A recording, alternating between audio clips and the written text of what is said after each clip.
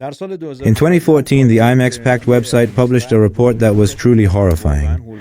The report was based on a survey of women from 28 European countries, and the result was that 33% of European women suffer from violence, which amounts to 62 million European women, a population greater than the entire population of Italy. Why does Western civilization hate women?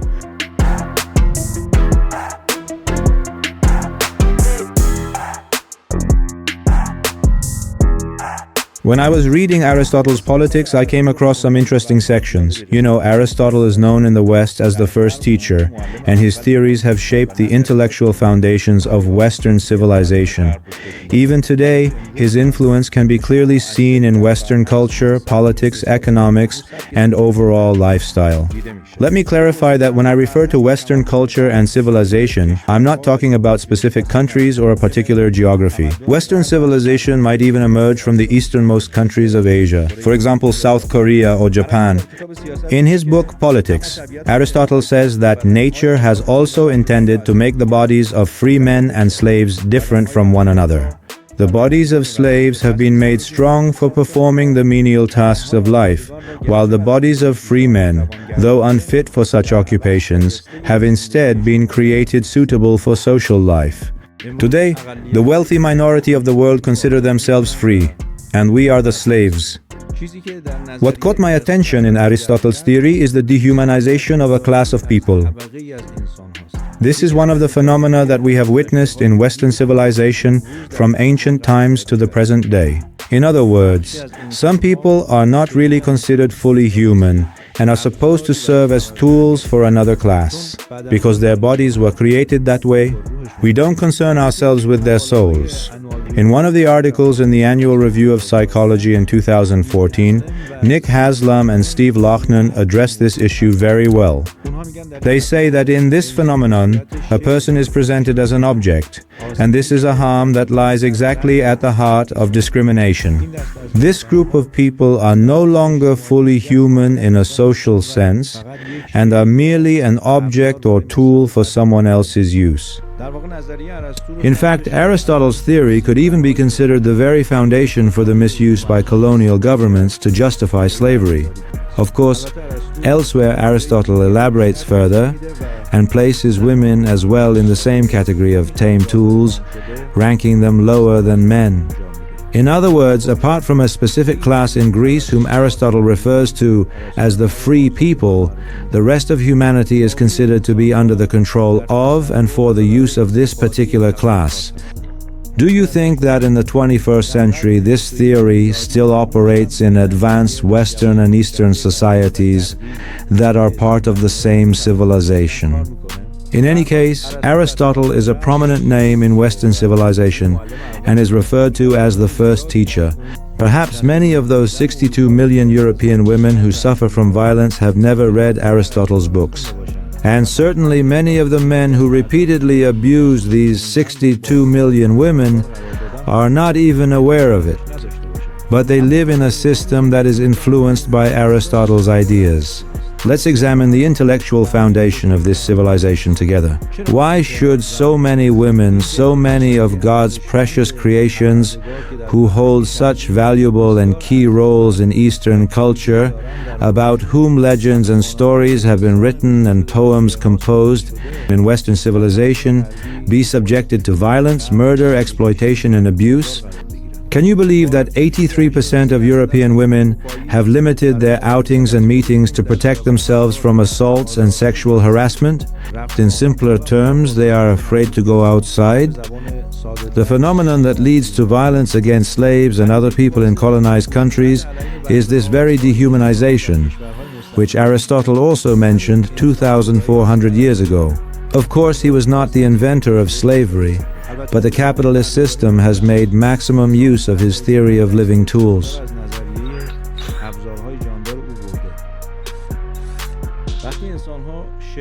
When people are objectified, they are regarded as tools for consumption and are no longer seen as human. They are defined by whatever function they serve, and free people make the most use of these tools without considering their spirit. For example, have you ever wondered how much the teeth of a chainsaw hurt when cutting wood? Or what kind of damage does the head of a hammer sustain when driving a nail? And if these tools can't cut or strike well, we simply press the saw harder or hit with the hammer more forcefully. Slaves, whose bodies, according to Aristotle, are different and created for service and consumption when their souls are not taken into account. Like chainsaws, hammers, plows, sickles, and many other soulless tools, they are used by superior humans. They are packed together in large groups like cups stacked at the bottom of a ship, heavy loads placed on their backs, and they are treated exactly like objects, because essentially they have been objectified. This objectification and dehumanization is the first step and definition for committing violence against humans, which in Western civilization has roots going back at least 2,400 years. They don't think that these people could have feelings of fatherhood or motherhood. They just see them as coming in different sizes, and you can buy them in various sizes and send the smaller ones off.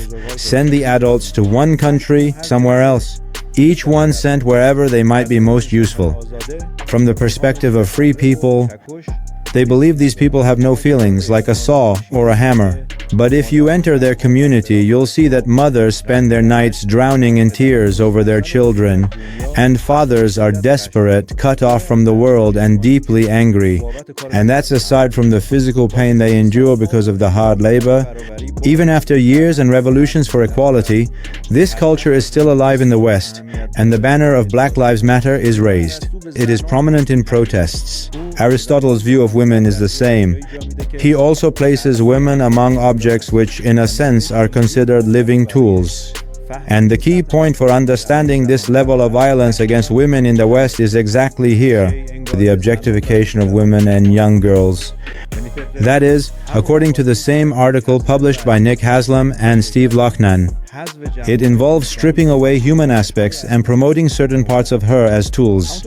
As I have always mentioned in my programs, one of the core values in Western civilization is money. Not that this applies to every Western citizen, but the culture promoted in the economy and lifestyle is like this. How can we get rich?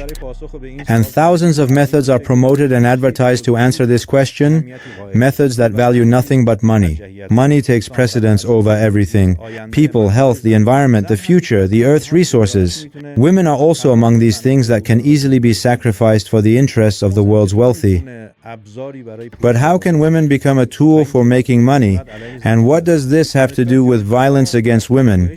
The University of Georgia, in a study quoting Tom Reichert, a professor at the same university, wrote that gender sells products because it attracts the audience's attention. I think this one sentence makes everything clear. The rich of the world have an insatiable desire for money.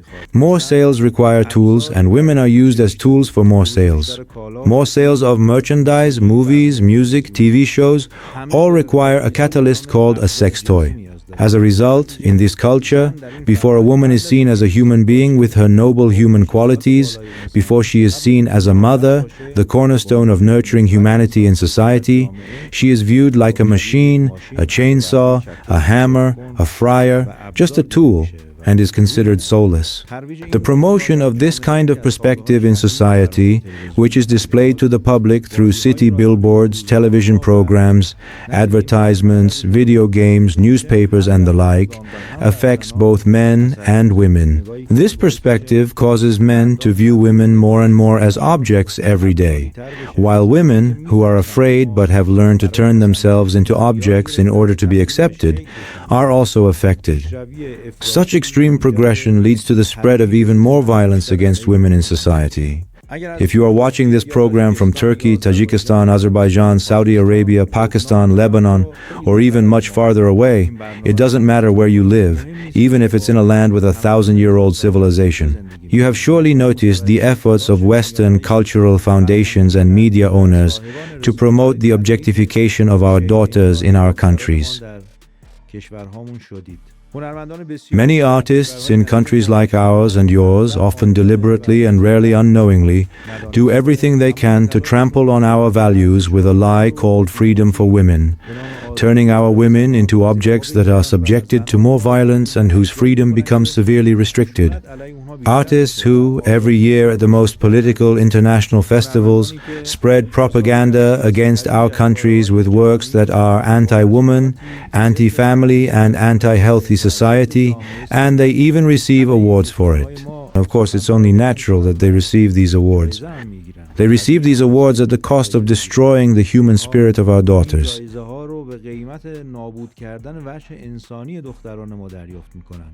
Iranian artists are receiving awards for freedom of expression in the very country where Mahdieh Esfandiari, an Iranian woman, has been detained for about 90 days for supporting the oppressed people of Palestine. Western freedom means being confined within the boundaries that they themselves define as freedom. Now, under the influence of these artists' works, to what extent have you become a vacuum cleaner, a spinning machine, a chainsaw, or, as Aristotle put it, a living tool? Do you still think the lifestyle promoted by Western media is really freedom, or is it just slavery disguised as freedom? Don't forget to like and subscribe. Turn on notifications because in the upcoming episodes we'll be covering some really fascinating topics that you won't want to miss. See you next time.